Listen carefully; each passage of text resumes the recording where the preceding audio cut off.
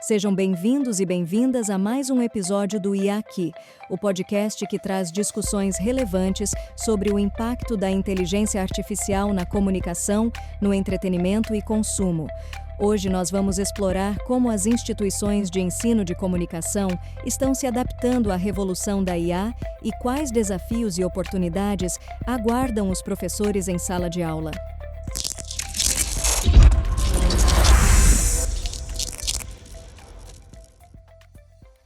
Hello, eu sou Andréa Mello, estrategista especialista em Shopper Insights e apaixonada por inteligência artificial. E eu, Maurício de Paula, sou diretor de criação e diretor de fotografia. Sejam bem-vindos a mais um episódio do IA Aqui.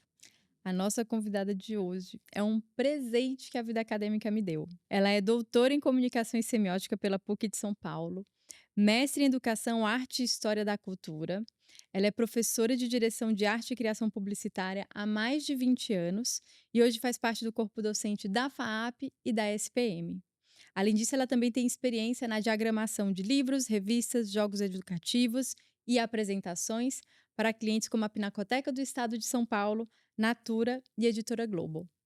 Maria Delmar, seja bem-vinda ao IAQui Podcast. Gente, adorei o convite, obrigada.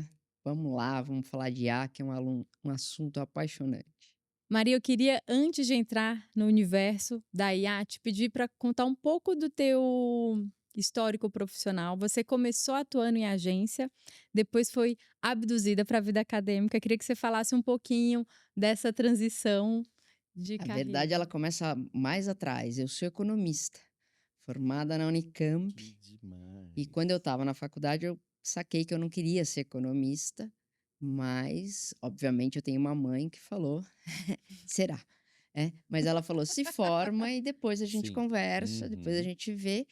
Então, eu me formei e fiz minha monografia na área de marketing. Acabei convencendo minha mãe a me pagar 6 meses de intercâmbio nos Estados Unidos, depois de formada, para trabalhar com animação 3D. Que Aí demais. trabalhei com isso, aprendi software e para preencher o tempo da faculdade, me dediquei a aprender uma coisa nova chamada computador pessoal. Os Macs estavam surgindo, né? Nessa época. Então eu aprendi programas como o início do Photoshop e um programa de diagramação que não existe mais, que chamava Quark Express. Quando voltei para o Brasil, o software que eu tinha aprendido não existia aqui ainda. Eram outros tempos, Aqui né? a As galera coisas usava não o eram. PageMaker, né? O Não eram. ritmo da Então, disseminação da tecnologia era outro. exatamente e tal. Então, eu acabei de trabalhar numa agência muito pequena para instalar pela primeira vez um computador lá dentro para começar a fazer os layouts. Depois eu trabalhei na W Brasil, me encantei por direção de arte, por publicidade, e lá apareciam muitos estagiários. E nessa época, um estagiário falou que um professor amigo dele, que trabalhava na FAAP, estava querendo fazer um curso, se atualizar, e a gente se apresentou e ficamos super amigos até que um dia ele me convidou para dar aula na FAAP. E aí eu comecei e adorei dar aula e eu falei, então agora eu preciso de formação, porque eu comecei a dar aula e não tinha nenhuma formação na área de comunicação. Então foi aí que eu fui para o mestrado, mais tarde para o doutorado, e fui trabalhando como freelance em direção de arte até o momento que dar aula passou a ser a minha prioridade, digamos assim. Então, já tem 20 anos mais ou menos que é isso que eu faço, essa é a Demais. história. Tem um ponto que eu quero pensar aqui dessa tua formação acadêmica, que é no doutorado. Eu lembro que tua tese já conectava tecnologia com educação. Eu sempre amei tecnologia. Uhum. Isso assim, sou fascinada, isso é uma questão minha. Então, tanto no mestrado quanto no doutorado, eu quis trazer a tecnologia. Mas eu percebi ao longo do tempo a mudança do perfil do aluno. Tá. Então, quando eu comecei a dar aula, eu dava uns seminários de pop art. E os alunos faziam trabalhos incríveis, maravilhosos, umas coisas que não eram PowerPoint. Eram experiências, performance, happenings até dentro da faculdade. Um dia, aquilo começou a ficar cada vez mais lugar comum, PowerPoint. Uhum. Até que um dia apareceram imagens no PowerPoint de artistas da pop art que não tinham sido feitas por eles, né? Então, o que acontecia?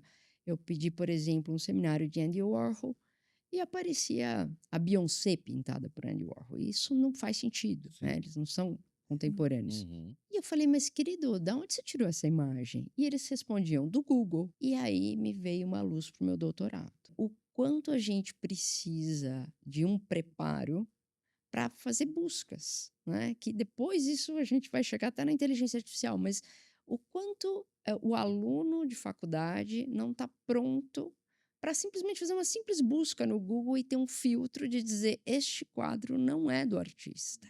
Então, todo o meu doutorado foi baseado nessa pesquisa de essa coisa tão efêmera da busca, da gente se contentar com a primeira imagem que aparece, com o primeiro link, de nunca passar da página 1 do Google.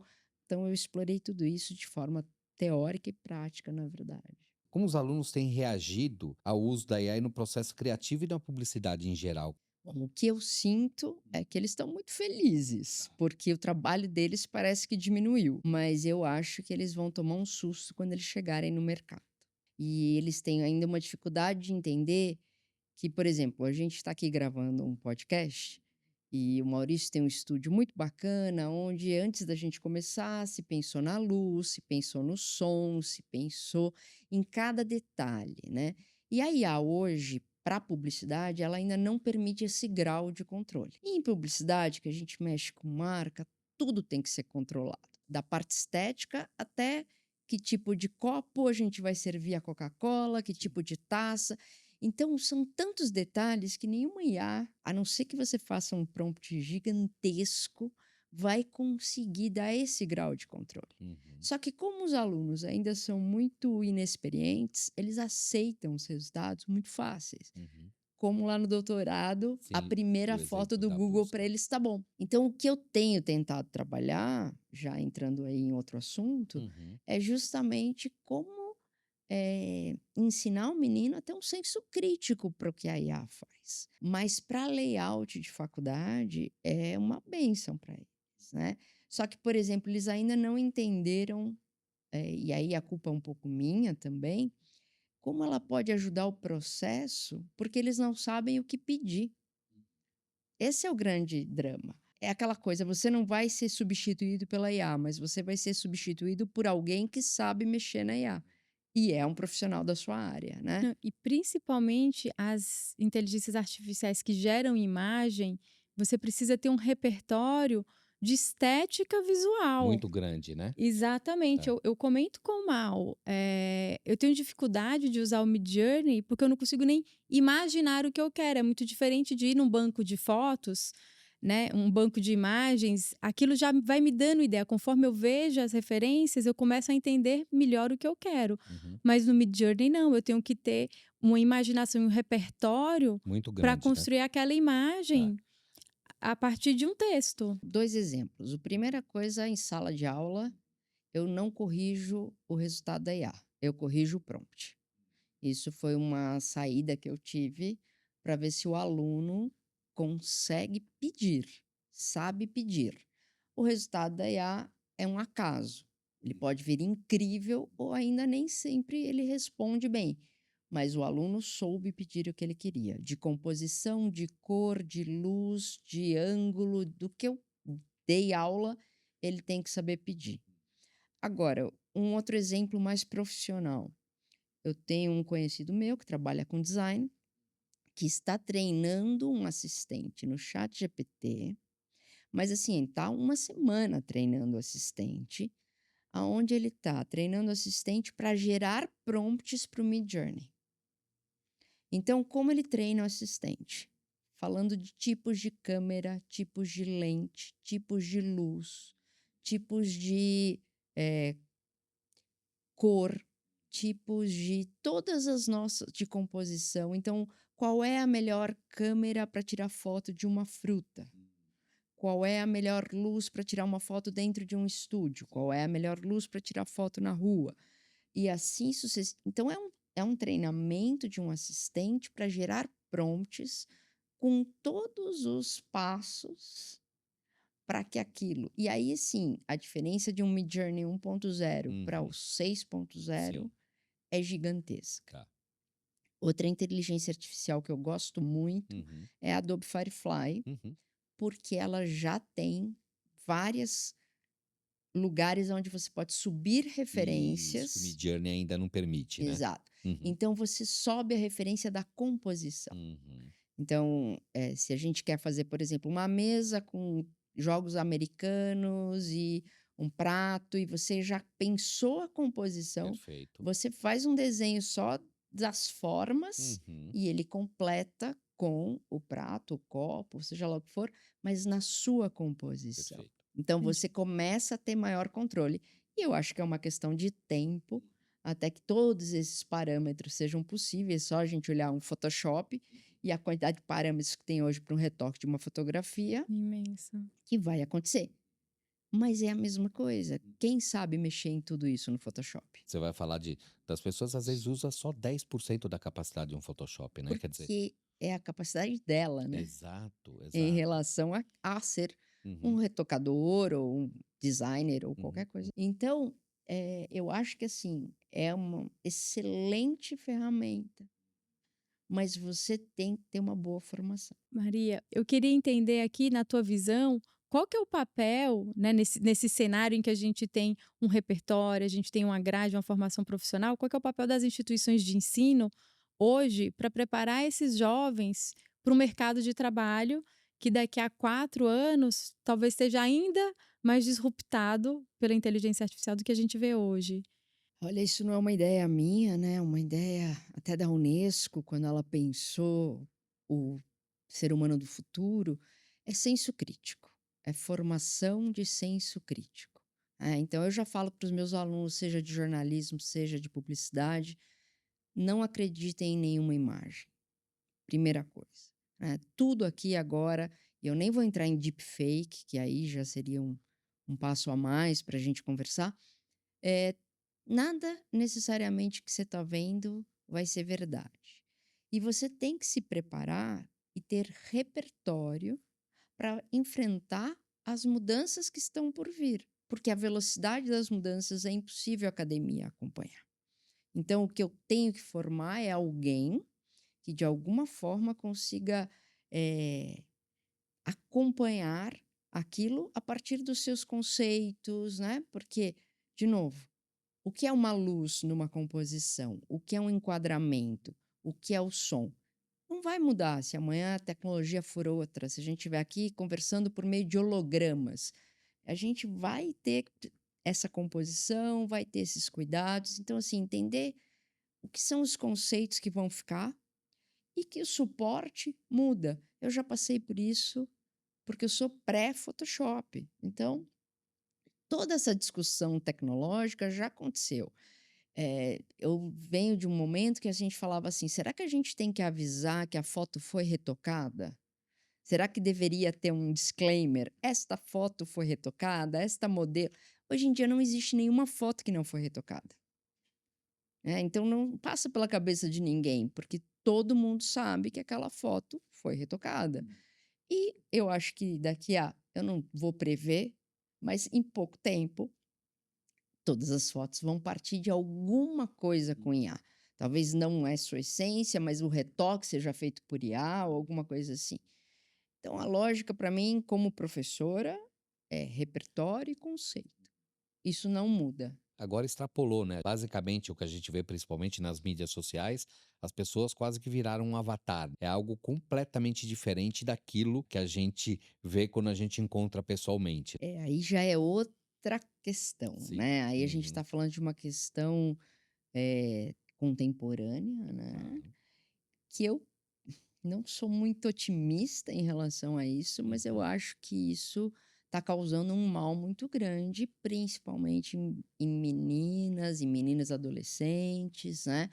Que já não conseguem ter nenhuma foto sem filtro, Uhum. né? Que já não conseguem se enxergar sem ser mediado por aquilo.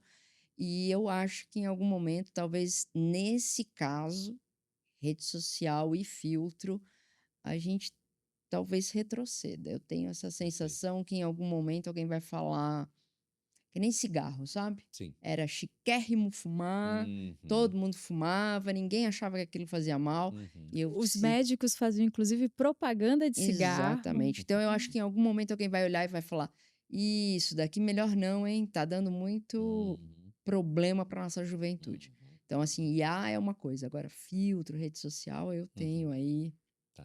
Vou minhas colocar um ressalvas. outra lenha Sim. nessa fogueira, que é parecida com esse tema aqui da discussão, Aham. que é agora a ferramenta do Instagram de identificação das imagens que tem informação de inteligência artificial nelas. Maria, como que você acha que nesse mundo em que a gente começa a ver as imagens sintéticas cada vez mais verossímeis, como que as pessoas, os alunos, podem navegar melhor? Ou qual que é a tua opinião sobre essa convergência desse tipo de imagem? Porque isso tem uma gama de implicações éticas que a gente não consegue nem discutir, mas talvez possibilidades de navegação aí nesse cenário. Eu acho que o que está acontecendo, não é novo no sentido ético. Vou dar um exemplo que eu aprendi lá no mestrado. A coroação de Napoleão não existiu. Algum pintor foi lá e pintou e fez a primeira fake da história. Então, essa coisa da gente vender uma coisa que não aconteceu por meio de alguma coisa fake não é nova. A diferença com a IA é a velocidade com que isso acontece e está na mão de todo mundo. Então, essa é a questão ética, porque quando a gente olhava já para o Photoshop, a gente já falava, vou fazer uma galinha azul. E aí você fala, mas será que as pessoas sabem que existe galinha azul, que não existe galinha azul? Como é que. E isso não era nesse. Não era uma pauta de discussão quente, né? Não tinha um Então, impacto tão assim, grande. se a gente for entrar numa questão ética, a gente tem que entender para que está sendo usado. Acho que essa é a questão, né? Não é a questão de ser verdadeiro ou falso, porque isso sempre existiu. Mas o problema da IA é a facilidade que isso traz para muita gente. Então a gente vê, por exemplo, o Trump sentado ao lado de pessoas negras, sendo que aquela foto é falsa. Então, eu acho que é aí que está o problema. Então, a ética de quem usa e a ética de quem está fazendo a ferramenta. Ou melhor, vai, eu nem vou falar a ética de quem está fazendo a ferramenta, mas quem está legislando. Eu acho que não tem lei, terra de ninguém. E isso não vai se sustentar. Não vai terminar bem. Eu sou um pouco pessimista nesse sentido. Eu acho que o que a gente precisa é de regras, né? Porque a gente colocou na mão de muita gente uma ferramenta que a gente não sabe como termina. Você acha, Maria, que seria o caso, aqui especulando, tá? Mas para saber sua Eu visão. também. Você acha que seria o caso de restringir o acesso, como a gente vê, por exemplo, algumas profissões que são fortemente regulamentadas, como medicina, engenharia? A gente não consegue comprar uma injeção e se aplicar botox em casa, né? Isso claramente tem que ser feito por um profissional de saúde. Então, em relação às ferramentas de manipulação de imagens, geração de imagem, você acha Eu que acho seria que por agora já aí, está de no uma mundo. forma? Eu acho que voltar para trás vai ser impossível. Então, não acho que seja uma questão de restringir. Eu acho que o erro já foi, né? Então, agora é uma questão de educação e de tentar, de alguma maneira, punir quem usa errado, tá? Eu acho que tem que ter uma punição séria para quem usa isso para o mal. E a E, regulamentação, você acredita nessa regulamentação? Você acha que isso não, tá, porque eu acho que mundialmente é impossível. perfeito? En- Uma coisa era assim, se essa tecnologia estivesse em laboratório e Uhum. não tivessem lançado, não tivessem mostrado. A tecnologia já está no mundo, então não tem volta. Para mim, o caminho agora em relação a isso é, quando isso começar a causar muito problema, tem que ter uma punição. Do mesmo jeito que na faculdade, quando a gente pega um caso de plágio, muitas vezes o aluno é expulso. Dependendo do grau de plágio, não tem negociação. Então é isso, é uma punição. Não vejo outro caminho agora. Vou voltar aqui para a nossa discussão focada na publicidade. Você comentou da importância do repertório e do senso crítico que esse aluno precisa desenvolver idealmente para navegar bem nesse cenário. Pegando o viés criativo da publicidade, nessa capacidade de imaginar, esse desenvolvimento, exercício de desenvolvimento da criatividade, qual o impacto você vê a IA ter nesses alunos, nesse processo de desenvolvimento da criatividade deles? Eu queria ser otimista e dizer que vai ser ótimo e que vai ajudar, porque eles vão poder fazer um unicórnio voador, mas infelizmente o que eu tenho percebido é uma preguiça. É um caminho oposto, assim. Eles deixam muito para IA criar, com pouco input da parte deles, né? Mais ou menos como o processo que você observou na tua tese de doutorado da busca do Google. É porque quando tudo é muito fácil, né? Parece que eles não se empolgam. Tudo na vida tem dois lados. Eu tenho alunos que provavelmente vão pegar uma IA e vão fazer uma obra de arte muito bacana. Mas pelo fato de ser tão fácil, às vezes eles não têm um interesse grande, sabe? Perfeito. Eu tenho gente que se contenta com a primeira imagem que a IA criar. Eu não quero isso. Pelo lado otimista, não tem limite. Então, alguns alunos, bons alunos, e eu tenho um exemplo disso, não vou falar nomes aqui, mas eles vão saber quem são pelo exemplo que eu vou dar, criaram uma história em quadrinhos para mim, para uma campanha dentro de sala de aula, espetacular. Lindíssima, em preto e branco, com interferência. Depois eles jogaram no Photoshop. Me impressionaram muito com o uso de IA, porque não era aquela imagem que a gente olha e fala, nossa, isso é IA. Foi um trabalho incrível. Mas esses meninos, se não existisse IA, iriam fazer Fariam do um mesmo jeito. trabalho incrível Sim. no Photoshop. Uhum. E se não existisse Photoshop, eles fariam um trabalho incrível com fotografia, Exato. ou com colagem, Ou no papel, desenhando. ou né? no papel. Ah, Então aí é assim, a diferença entre quem é artista, quem vai ser um bom profissional uhum, e quem vai se acomodar. uhum. Por isso eu quero reforçar essa lógica do que é a formação de um bom aluno. É ele conseguir explorar a ferramenta da melhor forma possível. E para ele explorar bem a IA, ele tem que ter um repertório, uma formação, um senso crítico e, claro, a criatividade, a vontade, o saber. Mas eu ensinei direção de arte sem IA. E eu tinha bons alunos e maus alunos, e eu ensinei praticamente muitas vezes sem Photoshop. E é a mesma coisa, entendeu?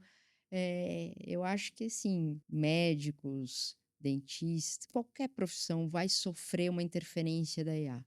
E a gente vai continuar tendo gente que vai ser genial na sua profissão e vai saber usar aquilo para melhorar a produtividade, planejamento, seja lá o que for.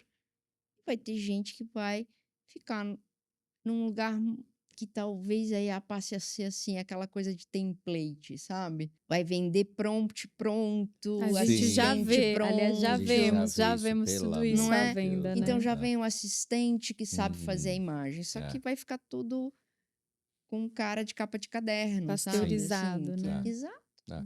Mas eu gostei muito dessa visão que você trouxe, Maria, de que com as ferramentas de IA, até para desenvolver a criatividade é preciso ter um senso crítico, né, em relação e não ficar satisfeito com o que parece ser um resultado bom. Qual é o seu parâmetro para saber que aquilo tá bom? É uma pergunta. Eles têm que saber responder. Eles não sabem, né? E cada vez menos. Eles sempre acham que o que eles fazem é genial. Se a gente não mostrar coisas boas o tempo todo e tentar fazer uma comparação, eles saem achando que eles são geniais o tempo E o todo. grande problema é quando você entra no mercado de trabalho, porque a gente sabe que não tem mais ninguém passando a mão na cabeça de ninguém. Não, não tem. Mas, por outro lado, a gente tem, por exemplo, uma Netflix fazendo filme a partir de algoritmo e o pessoal consumindo e achando bom. Então, se o público também não for educado, daqui a pouco a gente vai ter uma mesmice muito grande. Tem uma fórmula de roteiro que funciona, as pessoas assistem, tá no streaming mesmo, então Perfeito. não tem que gastar tanto, Sim. né? Não tem a Entre produção aspas, já tá pago, né? já tá pago, exatamente. Mas aí a E gente gasta o que a gente tem de mais precioso, que é o O nosso tempo. tempo. não é? Claro que sim, mas Exato, assim, exato. então Sem a se gente, dar conta, né? mas a gente precisa desse senso É. crítico que não Sim. tá vindo o tempo todo. Tá. Ô Maria, você acha que, pelo fato da inteligência artificial encurtar o processo, isso dificulta para o aluno ele entender que é importante se dedicar ao processo? Porque, por exemplo, muito tempo atrás, se eu precisasse fazer um desenho, né, reproduzir uma imagem, eu precisava do papel, da caneta, da imagem, ia fazer, ia apagar, tem a borracha, consegui, não consegui. Agora com o prompt, esse caminho ele parece que encurtou, mas como você coloca, para um bom profissional ele não encurtou. Quando a gente faz um desenho como designer, eu crio uma marca e faz em 15 minutos, né? E vai cobrar e fala, mas você fez em 15 minutos? E o cara fala assim, mas eu falo sempre 15 minutos e 50 anos, né? Uhum. Tipo, não é 15 minutos. Tem toda uma história aqui por trás para que eu consiga fazer um texto, uma legenda, uma marca, uma coisa de uma forma rápida, porque tem todo o meu conhecimento acumulado. O problema não é necessariamente o tempo. Esta geração é a geração do imediatismo. Ela quer tudo rápido, ela enjoa muito rápido. Eu tinha, quando eu comecei a trabalhar, um diretor de arte que falava assim: me coloca na máquina mais velha, porque eu preciso de tempo para pensar. Uhum. Se ela responde muito rápido aos meus comandos, eu Adorei. não tenho essa Ótimo, habilidade. Então, assim, ótimo. Hã. me dá mais velha, eu não Sim, quero a mais nova. sim. Eu quero que demora, Aham. porque aí eu vou pensando no meu processo. Então, assim, claro que sim, claro que a resposta imediata diz assim: eu estou em aula, vamos criar um post para não sei o que tem. Criar um post para não sei o que tem. Pim, olha, pronto, criei. Tá ótimo, já fiz. Então, para um professor também é um trabalho, né, de desconstrução, de mostrar. E às vezes a gente recebe resistência, no Tá, sentido de que, não, mas tá aqui, esse tá ótimo, olha que legal. E o pior é que às vezes tá. tá. Isso é o pior. Uhum. Às vezes, não estou Sim, dizendo sim. sempre, mas às vezes tá bom. Uhum, Então, assim, mas que parâmetro? Como você sabe que tá bom? Porque uhum, eu sei que tá bom pelo que eu tenho esse Teu repertório. repertório. uhum. Maria, eu sei que não é exatamente, né, texto não é exatamente tua área de que você ministra aula, mas queria saber se dentro das instituições você já vê alguma preocupação em relação a textos acadêmicos, trabalhos gerados pelas ferramentas de texto como ChatGPT, Gemini, Claude. Como que está acontecendo essa discussão com os Vamos lá. alunos? Primeiro que faz algum tempo, 6 meses, digamos, que meus alunos pararam de cometer erros de português. Isso eu achei sensacional, a gente nas conversas de bastidores aqui. É maravilhoso, assim, você Nunca fala, vi. nossa, mas o que será que aconteceu que agora não tem mais erros de português no trabalho, né? Concordância verbal, né? Um aluno que até ontem mal sabia escrever e de repente. Então, assim, a gente como professor, pela quantidade, a gente saca. Eu venho fazendo isso há muito tempo e Aham. é óbvio, né? Então, primeiro tem essa questão. Só que é muito difícil porque não é plágio, né? Sim. E então a gente não dá para usar um safe assign ou qualquer coisa assim para descobrir, isso é plágio. Não é plágio. Diferente da época do copy-paste do Google, né, da galera, né? Exatamente, não é mais copy-paste. É uma inteligência Sim. generativa que está Aham. criando um texto a Sim, partir, não de um programa, né? sim. De um treinamento. Aham. Então, essa é a primeira coisa. Então, essa preocupação existe. Eu tenho alunos que pegam do chat GPT, levam para uma outra inteligência artificial, que é uma inteligência que simplifica, que põe gíria no meio, que põe alguns erros, Tá. justamente para o professor não Não perceber. Então, vai um Nossa, caminho, né, Mari. grande nesse sentido. Então, assim, cada professor, e aí vai depender muito da disciplina que cada um dá, vai ter que descobrir como avaliar a partir do uso da inteligência artificial. Que é o que eu digo. Eu acho que assim, vamos fazer uma legenda para um post. Beleza, deixa eu ver o prompt que você fez. Como é que você fez? Você fez uma estrutura? Você definiu a voz da marca? Então, eu quero que a voz da marca seja informal, que trate o cliente em primeira pessoa, que no primeiro parágrafo ele faça uma frase sarcástica, que no segundo parágrafo ele seja, eh, enfim, alguma coisa em relação à marca. E depois que ele assine com 3 hashtags que tenham maior engajamento. Ok, você fez esse prompt? Tá valendo para mim. Então, eu quero ver o prompt. Como professora, e assim, às vezes eu falo para eles assim, ó, eu não quero que vocês me entreguem texto, eu quero que vocês me entreguem uma apresentação. Então, você vai montar uma apresentação, não vai me entregar mais em texto. Porque eu não quero ler chat GPT, eu falo para eles, e eles dão risada. Né? Eles dão risada. Então, assim, você vai usar o ChatGPT? Pode usar. Mas então você monta uma apresentação, você edita, você corta, você pensa e você apresenta. Agora, claro, você vai me falar, e a tese de doutorado? Bom, cada professor que resolve o seu Cada um com problema. suas batalhas, né? Exatamente. Mas assim, eu acho que a gente tem que lidar com a situação real que a gente está vivendo. Então, eu resolvi desse jeito. Eu quero ver o prompt. Muito bom. Você fez um assistente? Que Aham. ótimo! Eu tenho um aluno agora que fez um assistente para dialogar com ele enquanto ele está fazendo o TCC. Tá. Deixa eu ver. O que você colocou para ele? Aham. O que você pediu? Porque às vezes é genial. Sim. Às vezes é Sim. genial. Aham. A forma como ele cria o assistente, a forma como ele pede alguma coisa. E é o que eu disse no começo aqui do nosso bate-papo. Uhum. O que vai diferenciar um aluno que é formado em publicidade a alguém que nunca fez isso? Se não essa forma de lidar com a inteligência artificial. E as ferramentas também vão estar disponíveis para esses alunos quando eles entrarem no mercado de trabalho. As ferramentas de texto, se for um redator, ferramentas de imagem, se for um diretor de arte. Então, o foco realmente tem que estar no preparo para navegar nesse cenário e como usar essas ferramentas. Um aluno me perguntou se ele Uhum. poderia colocar as imagens que ele criou com inteligência artificial no portfólio dele. Uhum. Eu não sei responder. Eu não sabia responder, eu não Sim. sei responder essa pergunta Uhum. objetivamente. Uhum. Porque outra pessoa conseguiria criar exatamente a imagem que ele criou? Foi ele que criou? É o prompt dele que fez aquele Chegou trabalho? naquele Você? resultado, né? Sim. Não sei. Entende? É portfólio dele? Já tá Uhum. valendo? Uhum. Já posso colocar Sim. tudo que eu fiz com inteligência Uhum. artificial no meu portfólio? Uhum. Como um portfólio de diretor de arte? Eu ia Exato. falar, depende até do que se espera de cada profissional no Sim. futuro, né? Exato. Então, assim, tipo, é uma pergunta Sim. interessante. Porque Não, aí a gente entra em direito autoral, né? exato, não, e até porque na época, quando a gente falava, era pasta, né, que a gente levava pasta, e de fato era uma pasta grande, que a gente ia apresentar nas agências, tinha essa coisa, tudo era simplesmente falava, eu fiz isso aqui. Quando você sentava com o diretor de criação que ia te entrevistar, ele te perguntava, tá, como é que você chegou nesse resultado?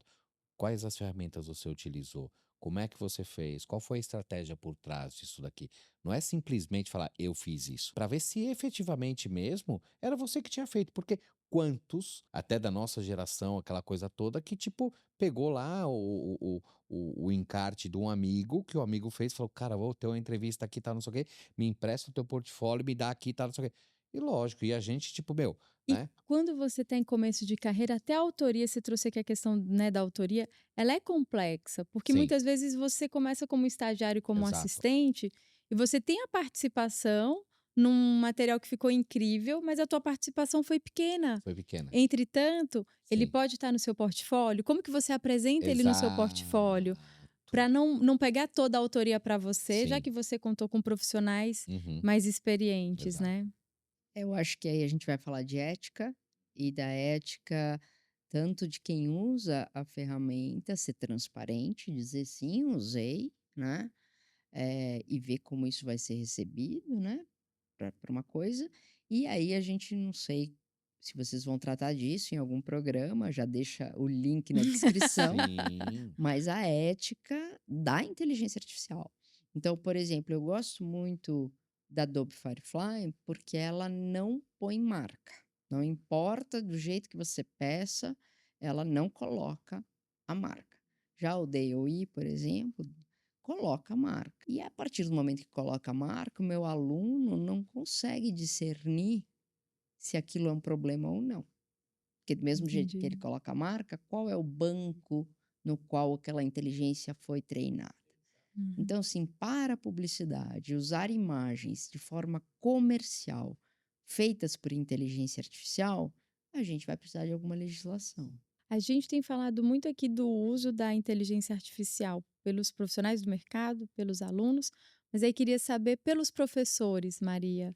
Você, Vou me entregar colegas, aqui, né? Obviamente, vou me processo entregar. de Tenho preparo de feito as aula. provas pela inteligência artificial, mas usando minha base de dados.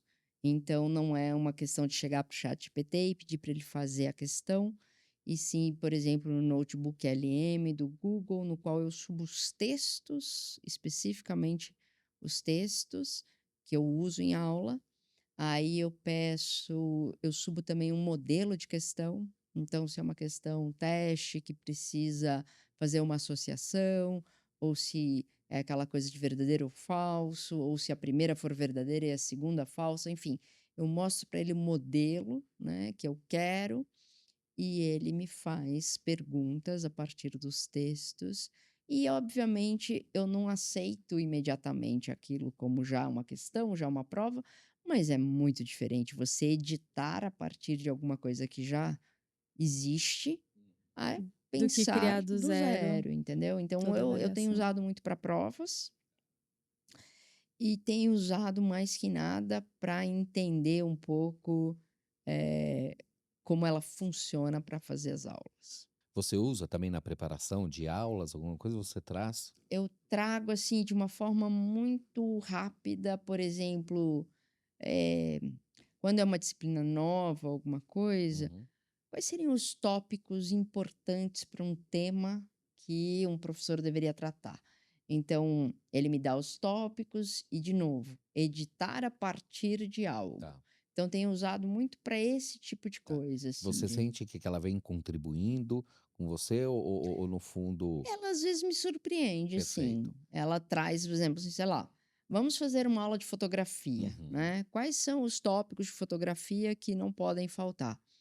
Então, às vezes vem alguma coisa assim, e aí eu falo, e quais seriam os fotógrafos para esta atividade? uhum, E às vezes aparece alguém que eu não conheço, às vezes aparece. Então você vai atrás perfeito. para ver se aquilo é pertinente, Uhum, verdadeiro. Vou checar a fonte, sim, vou para outros lugares. Então, uhum, assim, a diferença talvez de quem usa bem a quem usa mal é repertório e não aceitar tudo aquilo como verdade. sim. Então, mas ajuda e ajuda Hum. muito e facilita muito. Então, no processo de aula é muito mais como se fosse um parceiro para duplar com você, alguém para ajudar a pensar É, estrutura, eu acho que assim, tópicos. eu gostaria de treinar um assistente com todo o material meu de aula, para que realmente isso fosse um parceiro.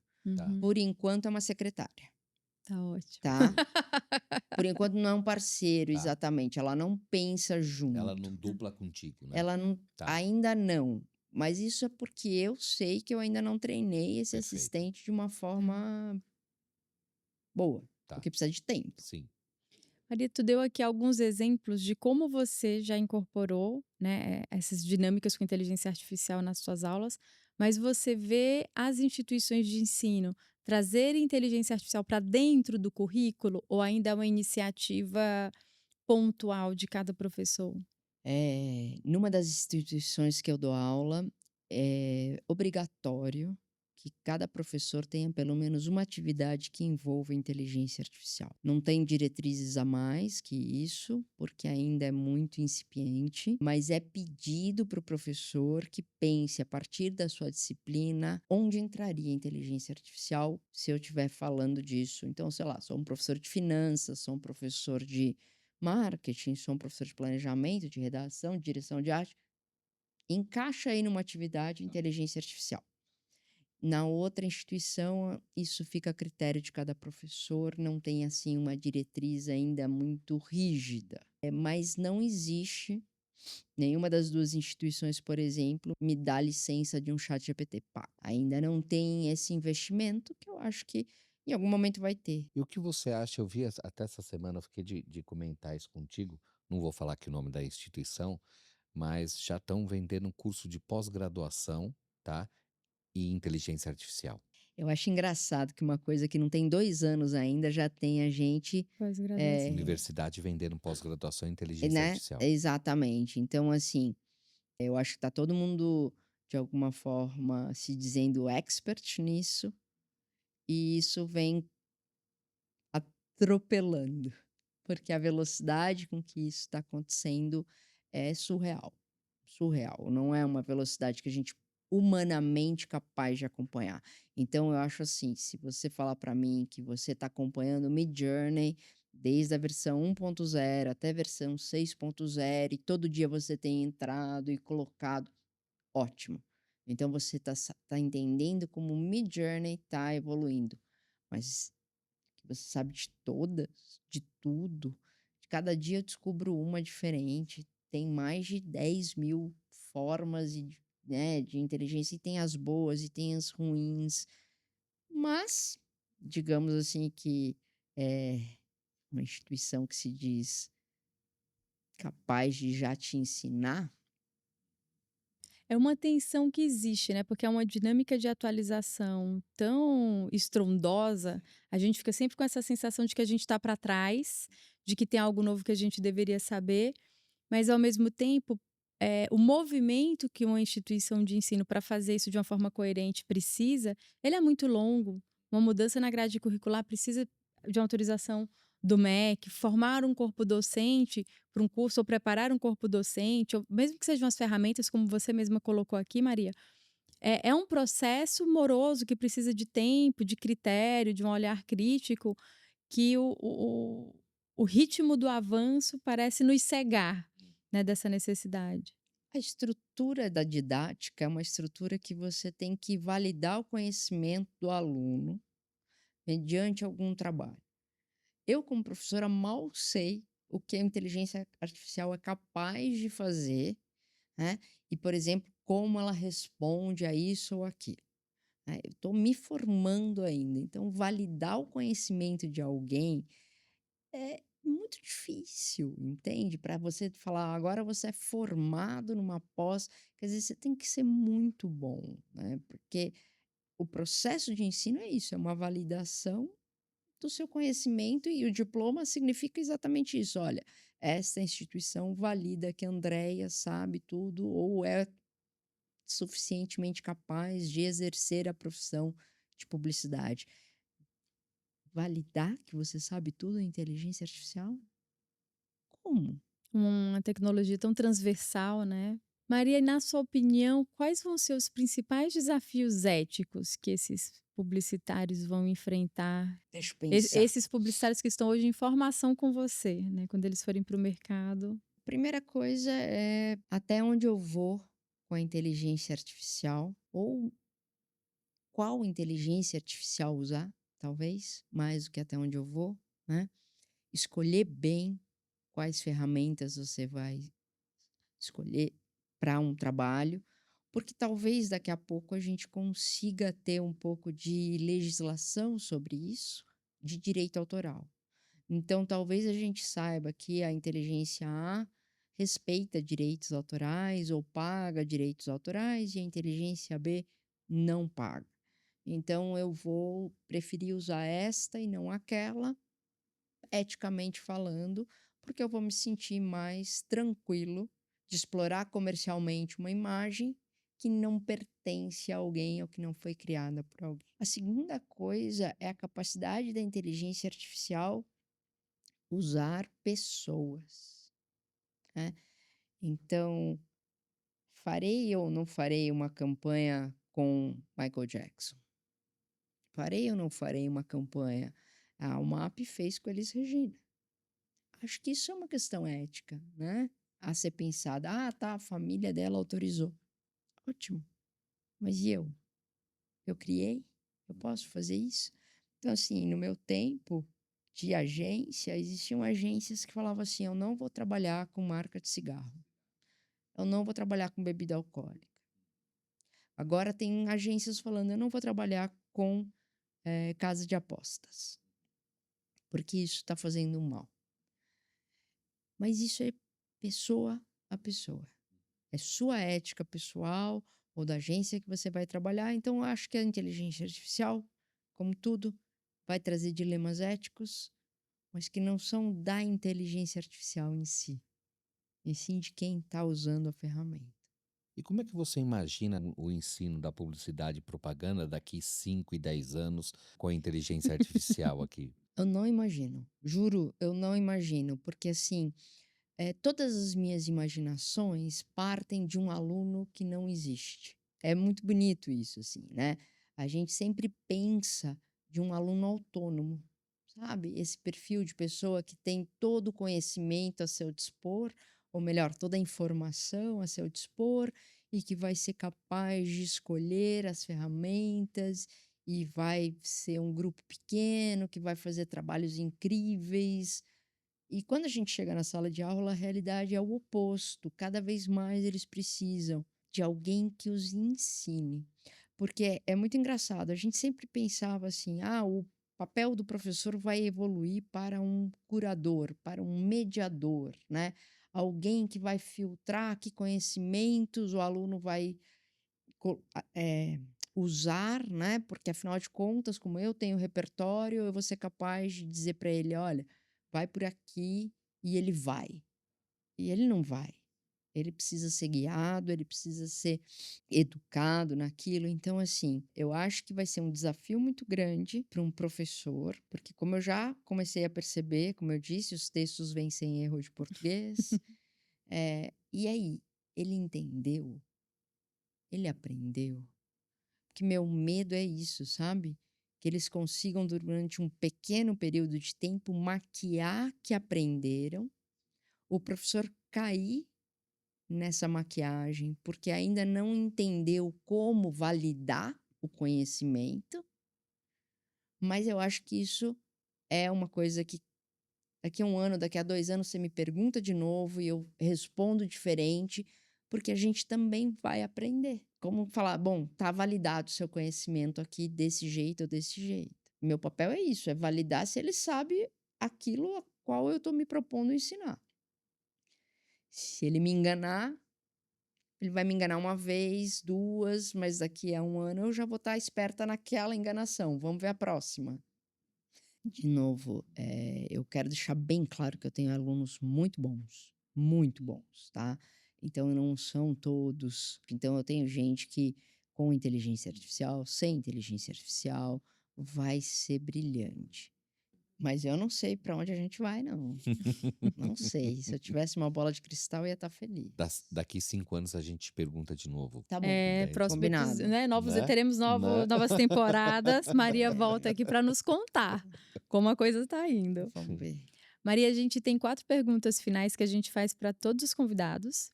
E que aí são perguntas mais generalistas para capturar mais tua visão sobre inteligência artificial como um todo, tá? Vamos lá. Não necessariamente aí focado na academia. Hoje, qual é o aspecto da inteligência artificial que te deixa mais empolgada? Nossa, empolgada. Eu adoro. Eu adoro novidade, eu adoro a tecnologia, eu adoro ver as coisas. Então, assim, tipo, tenho visto os trailers de vídeo, né? Os vídeos que estão surgindo com inteligência artificial. Vi uma apresentação de Gemini ou Gemini, não sei como é que eles vão falar aqui, que era toda uma integração de pensamento com fazer. Eu fico fascinada. Então, assim, sendo muito ingênua, eu acho incrível tudo que pode acontecer com a inteligência artificial. E uma IA que você gostaria que existisse no futuro, mesmo que não fosse possível, né, imaginar hoje? Eu acho que talvez seja uma assistente totalmente personalizada para mim.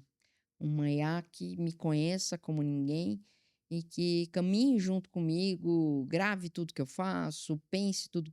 Assim, que seja realmente uma grande assistente pessoal, mas muito personalizada. Não sei exatamente. Ai, eu quero essa, viu? Hum, Quero também essa. todos. Eu acho que é Nossa. essa coisa bem customizada, assim, Uhum, sob uhum, medida para mim. Então, uhum, tô indo pro uhum, Japão, eu quero que ela fale uhum, japonês, uhum. e se eu Ela vai quero. olhar, lembrar se você não deu laço no Isso, exatamente, sapato, tudo, que saiba combinar esqueceu minha a chave em roupa, casa. que tenha, assim, realmente seja uma coisa, assim, muito complementar a Uhum, mim. uhum. Maria, agora, o futuro da humanidade com a inteligência artificial em uma palavra. Caótico. Caótico, gente, não tem por onde. Caos puro. Bom, e no mundo, né, vamos falar assim, no mundo onde as máquinas são capazes de fazer tudo melhor do que nós, o que você acha que nos torna verdadeiramente humanos? Amor. Amor, né, não tem por onde, o amor é algo que, até onde eu sei, a máquina não vai fazer tudo melhor que nós, né, é esse lado humano. Eh, Tenho um pouco de medo desse futuro, né, mas estou ansiosa. O período em que eu fiquei internada era nisso que eu mais pensava, Maria. O quanto a gente ocupa os espaços da nossa vida com coisas que a gente acha que tem que fazer e a gente não deixa espaço para amar, para estar com as pessoas que a gente gostaria de estar, né? E amá-las e se conectar com elas, ou com as coisas que a gente gostaria de estar, né? Um hobby, um. Eu acho que esse amor não precisa ser amor necessariamente, de um relacionamento, né, mas é isso que nos faz humanos, né. Acho que também essa coisa do social, da convivência, dos amigos, né. Mas isso num mundo muito ideal também, né. Meu medo com a inteligência artificial, e eu não quero terminar o programa de forma deprimente, mas essa coisa, assim, de realmente uma substituição de uma grande parte da mão de obra que não vai entender o que fazer. A gente está falando de gente que pode, que usar a seu favor e junto e conectado, mas olha o trabalho que está dando, né? Então, assim, tem coisas que vão ser bem difíceis. A gente não sou muito otimista, não.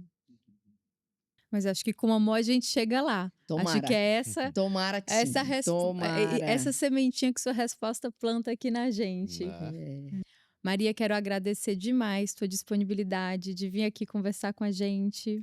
adorei o bate-papo, não, foi um prazer enorme te feliz. conhecer e a entrevista foi sensacional, né, Dé? Muito Que inspirador. demais. Que bom Espero que que você vocês volte gostaram. algumas temporadas para frente para contar pra Como gente. tá indo, né? Se eu Exatamente. sobrevivi.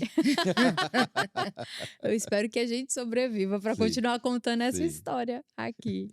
Tá Quero ótimo. aproveitar para agradecer também a equipe do estúdio 1338, que torna possível a captação, edição e publicação desse podcast. Diego Notar Nicola, que está por trás das câmeras. Camila Aguiar, também, que nos ajuda a ficar em quadro, ficar em foco, ficarmos Com maravilhosos. esse cenário lindo. Exato. Agradecimento aqui à água de coco do Zé. Essa garrafinha já está até vazia, que nos mantém hidratados. E água de coco com inteligência natural, né? Natural, Agora a é. gente vai Tá melhorando vendo? Tá certo. Tá vendo? É isso. publi a cada episódio. E agradecer quem está nos ouvindo ou nos assistindo. Meu muito obrigado e até o próximo episódio. Até o próximo episódio. Este episódio do IAQ Podcast foi apresentado por Andréa Mello e Maurício de Paula, produzido pelo estúdio 1338, com roteiro criado por Andréa Mello em colaboração com ChatGPT e Claude. Locução em off gerada com Eleven Labs. Até o próximo episódio.